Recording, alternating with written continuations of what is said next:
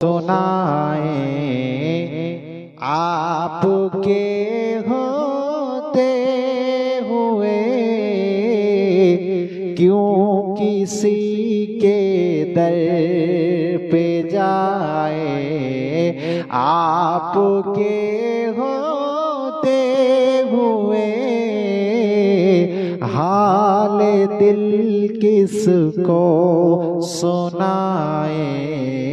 आपके होते हुए